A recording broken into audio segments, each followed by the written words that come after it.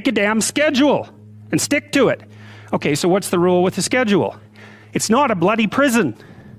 That's the first thing that people do wrong. They say, well, I don't like to follow a schedule. Well, it's like, well, what kind of schedule are you setting up? Well, I have to do this, then I have to do this, then I have to do this, you know, and then I just go play video games, because who wants to do all these things that I have to do? It's like, wrong.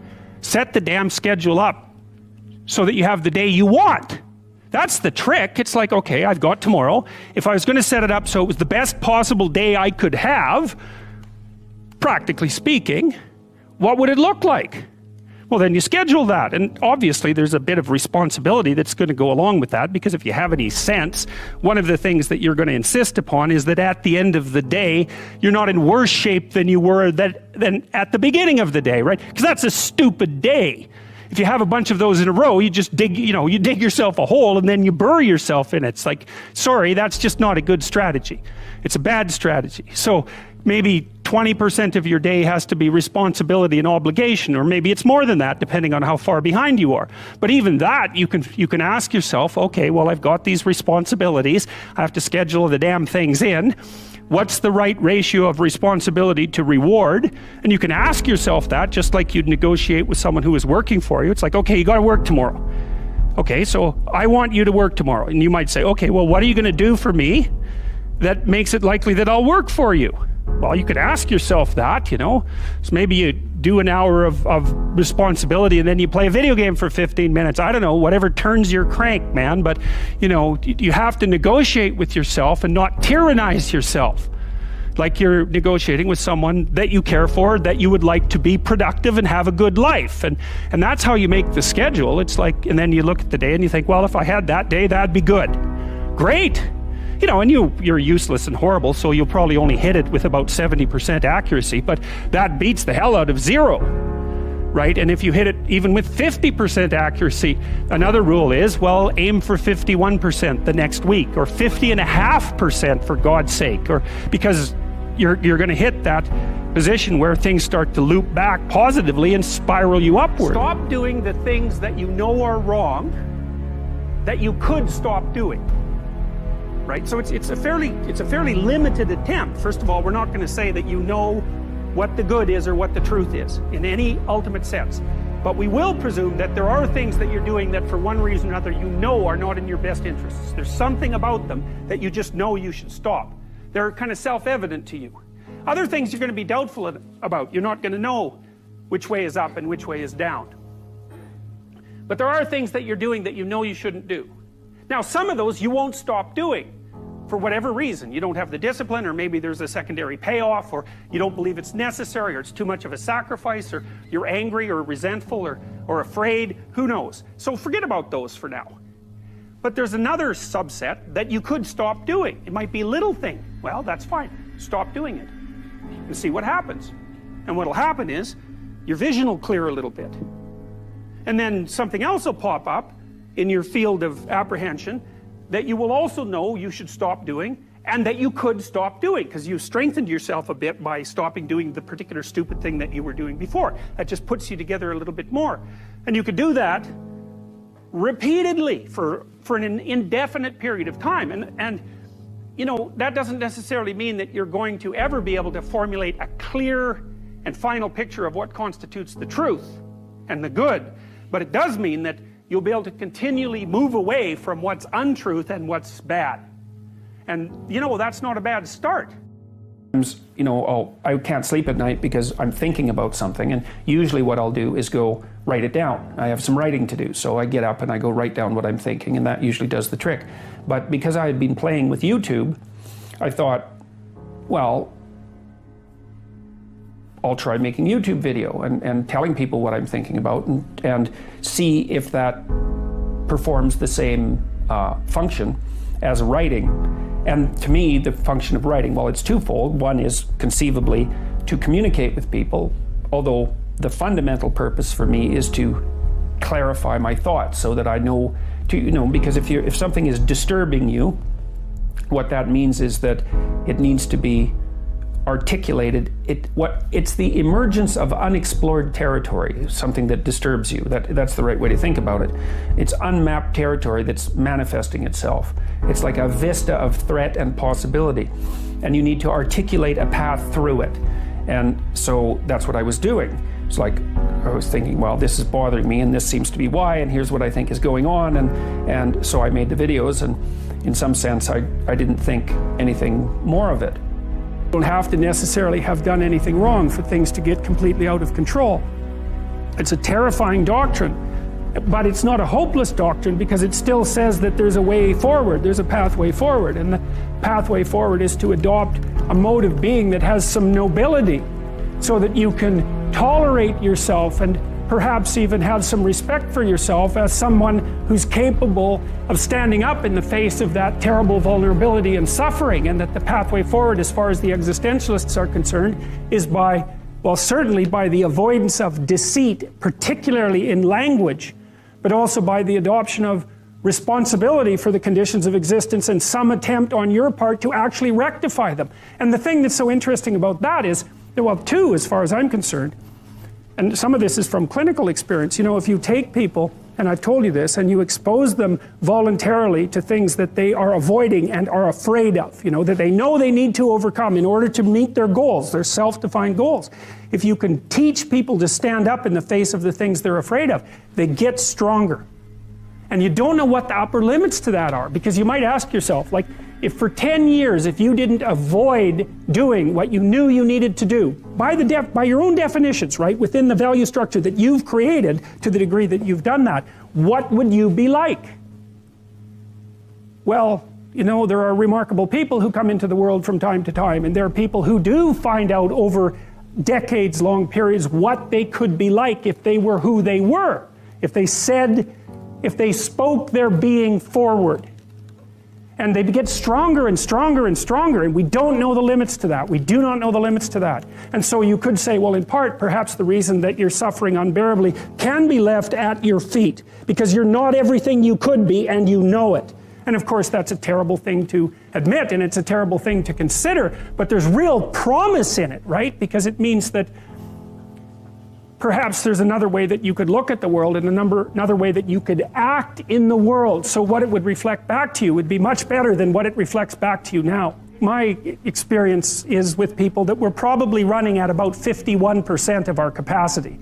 Something, I mean, you can think about this yourselves. I often ask undergraduates how many hours a day you waste, or how many hours a week you waste, and the classic answer is something like 4 to 6 hours a day. You know, inefficient studying, watching things on YouTube that not only do you not want to watch, that you don't even care about, that make you feel horrible about watching after you're done. That's probably 4 hours right there. You know, you think, well, that's 25 hours a week, it's 100 hours a month, that's 2.5 full work weeks, it's half a year of work weeks per year. And if your time is worth $20 an hour, which is a radical underestimate, it's probably more like 50 if you think about it in terms of deferred wages. If you're wasting 20 hours a week, you're wasting $50,000 a year. And you are doing that right now. And it's because you're young, wasting $50,000 a year is a way bigger catastrophe than it would be for me to waste it, because I'm not going to last nearly as long. And so if your life isn't everything it could be, you could ask yourself, well, what would happen if you just stopped wasting the opportunities that are in front of you? You'd be who knows how much more efficient? 10 times more efficient, 20 times more efficient. That's the Pareto distribution. You have no idea how efficient people get. It's off the charts. Well, and if we all got our act together collectively and stopped making things worse, because that's another thing people do all the time, not only do they not do what they should to make things better, they actively attempt to make things worse because they're spiteful or resentful or arrogant or deceitful or homicidal or genocidal, or all of those things all bundled together in an absolutely pathological package. If people stopped really, really trying just to make things worse, we have no idea how much better they would get just because of that. So there's this weird dynamic that's part of the existential system of ideas between human vulnerability, social judgment, both of which are major causes of suffering, and the failure of individuals to adopt the responsibility that they know they should adopt It isn't merely that your fate depends on whether or not you get your act together and to what degree you decide that you're going to live out your own genuine being. It isn't only your fate, it's the fate of everyone that you're networked with. And so, you know, you think, well, there's 9 billion, 7 billion people in the world. We're going to peak at about 9 billion, by the way, and then it'll decline rapidly, but 7 billion people in the world, and who are you? You're just one little dust mote among that 7 billion, and so it really doesn't matter what you do or don't do, but that's simply not the case. It's the wrong model, because you're at the center of a network. You're a node in a network. Of course, that's even more true now that we have social media. You'll know 1,000 people, at least over the course of your life. And they'll know 1,000 people each, and that puts you one person away from 1 million, and 2 persons away from 1 billion. And so that's how you're connected, and the things you do, they're like dropping a stone in a pond. The ripples move outward, and they affect things in ways that you can't fully comprehend, and it means that the things that you do and that you don't do are far more important than you think. And so if you act that way, of course, the terror of realizing that is that it actually starts to matter what you do. And you might say, well, that's better than living a meaningless existence. It's better for it to matter. But I mean, if you really asked yourself, would you be so sure if you had the choice? I can live with no responsibility whatsoever. The price I pay is that nothing matters. Or I can reverse it and everything matters. But I have to take the responsibility that's associated with that. It's not so obvious to me that people would take the meaningful path. You know, when you say, well, nihilists suffer dreadfully because there's no meaning in their life, and they still suffer. Yeah, but the advantage is they have no responsibility. So that's the payoff, and I actually think that's the motivation. Say, well, I can't help being nihilistic. All my belief systems have collapsed. It's like, yeah, maybe. Maybe you've just allowed them to collapse because it's a hell of a lot easier than acting them out. And the price you pay is some meaningless suffering, but you can always whine about that and people will feel sorry for you, and you have the option of taking the pathway of the martyr, so that's a pretty good deal, all things considered, especially when the alternative is to bear your burden properly and to live forthrightly in the world. Well, what Solzhenitsyn figured out, and so many people in the 20th century, it's not just him, even though he's the best example, is that if you live a pathological life, you pathologize your society. And if enough people do that, then it's hell. Really, really. And you can read the Gulag Archipelago if you have the fortitude to do that, and you'll see exactly what hell is like. And then you can decide if that's a place you'd like to visit, or even more importantly, if it's a place you'd like to visit and take all your family and friends. Because that's what happened in the 20th century. I started to pay very careful attention to what I was saying. I don't know if that happened voluntarily or involuntarily, but I could feel a sort of split developing in my psyche, and the split, and I've actually had students tell me the same thing that has happened to them after they've listened to some of the material that I've been describing to all of you. But I split into two, let's say, and one part was let's say the old me that was talking a lot and that liked to argue and that liked ideas. And there was another part that was watching that part, like just with its eyes open and neutrally judging. And the part that was neutrally judging was watching the part that was talking and going, that isn't your idea. You don't really believe that. You don't really know what you're talking about. That isn't true. And I thought, that's really interesting. So now and that was happening to like 95% of what I was saying. And so then I didn't really know what to do. I thought, okay, this is strange. So maybe I've fragmented, and that's just not a good thing at all. I mean, it wasn't like I was hearing voices or anything like that. I mean, it wasn't like that. It was, well, people have multiple parts. So then I had this weird conundrum. It was like, well, which of these two things are me?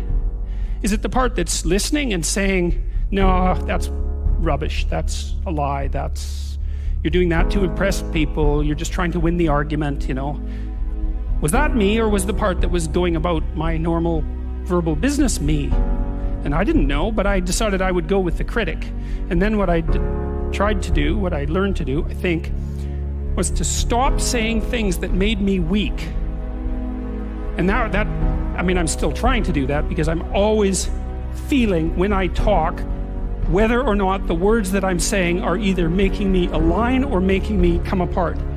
And I think the alignment, I really do think the alignment I think alignment is the right way of conceptualizing it, because I think if you say things that are as true as you can say them, let's say, then they come out of the depths inside of you. Because we don't know where thoughts come from. We don't know how far down into your substructure the thoughts emerge. We don't know what processes of physiological alignment are necessary for you to speak from the core of your being. We don't understand any of that. We don't even conceptualize that, but I believe that you can feel that. And I learned some of that from reading Carl Rogers, by the way, who's a great clinician, because he talked about mental health in part as the coherence between the spiritual or the abstract and the physical, that the two things were aligned. And there's a lot of idea of alignment in psychoanalytic and clinical thinking. But anyways, I decided that I would start practicing not saying things that would make me weak. And what happened was that I had to stop saying almost everything that I was saying. I would say 95% of it. It's a hell of a shock to wake up and I mean, this was over a few months, but it's a hell of a shock to wake up and realize that you're mostly dead wood. It's a shock, you know, and you might think, well, do you really want all of that to burn off? It's like, well, there's nothing left but a little husk, 5% of you. It's like, well, if that 5% is solid, then maybe that's exactly what you want to have happen.